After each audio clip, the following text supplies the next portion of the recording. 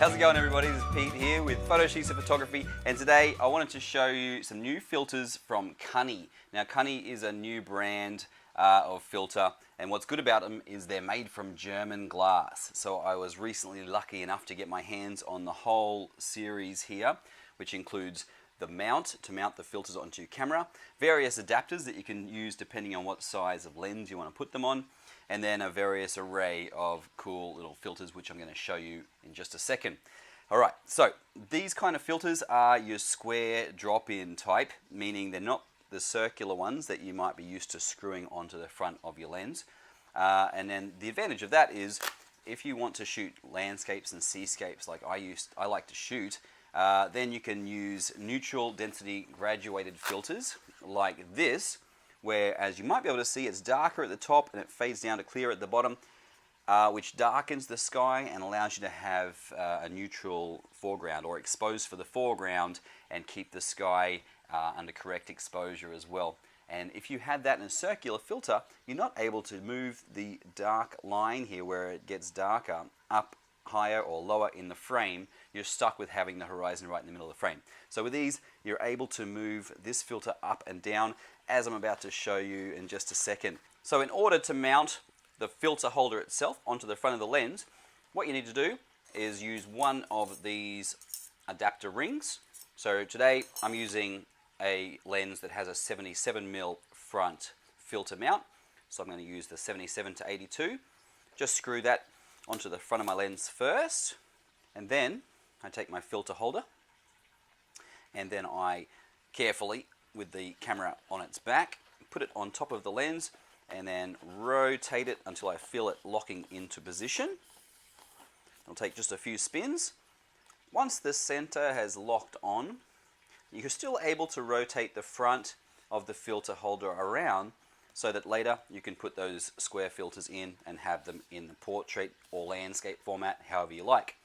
And what's also cool is from the back, you're able to still adjust the polarizer filter via this ring here, which doesn't adjust the whole mount itself, just the polarizer, so you're able to get the effect that you need from there. Now, in the front here, you might be able to see these little slots. That's where I can put these neutral density graduated filters.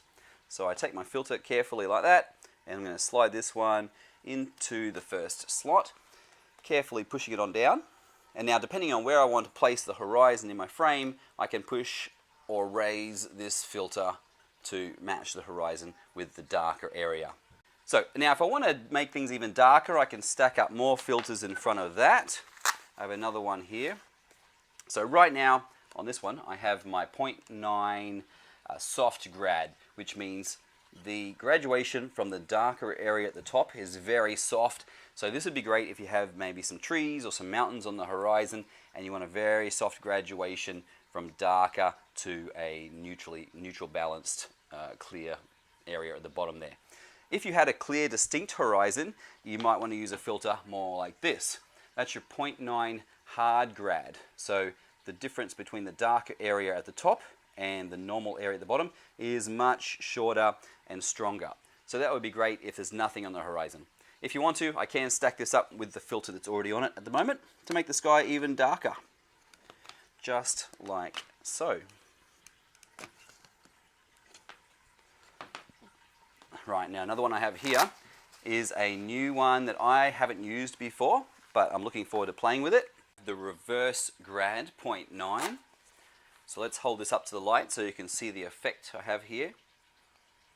So you might be able to see that it's darker toward the center of the filter here, which would allow you to keep, say, a sun on the horizon darker while still having the natural light toward the top as it fades back to a neutral color, or a neutral brightness I should say, at the top, and at the bottom it's clear as well. And my two other favorite ones, apart from the polarizer filter, which is I leave on pretty much all the time when I'm shooting in bright sunlight, are these two bad boys right here. These are your super dark ND filters. So this is just a 6-stop ND64. So as you can see, it's pretty dark. This allows you to get something in the range of maybe 2 or 3 seconds in bright sunlight. Great for waterfalls and shooting like some water moving on the beach. If you want to go even darker still, you've got the 10-stop ND1000. I'm not sure if you can see the difference there. This one is very dark, and this will allow you to get something in the range of 30 seconds shutter speed, even in bright sunlight. So great if you want to show movement in the clouds and make the water really, really blurry. So this one again can just mount down in the front. But with this one, you have to make sure you focus and set your composition first, because once you've got it on, you can't see anything through your viewfinder. But awesome, awesome fun to play with. So in the past, I've used other filters from the likes of Lee and Koken and Lightcraft Workshop and Kenko, all of those. And there's a lot of really nice filters out there. You want to make sure you don't buy really, really cheap ones though and skimp out, because you're going to lose contrast in your final image. And with the cheaper filters, you find you get a lot of weird casts, or it shifts the color quite a bit. With these filters being super high quality, you don't get any of those issues. The image remains really sharp and crisp, and the color balance is just as it was before you even used any of the filters. So very nice stuff. So stick around, check out some of the photos I just took while I was on a trip over on Iriamote Island. I got to shoot with lots of awesome waterfalls over there and put a lot of these, most of these filters through their paces. So check it out.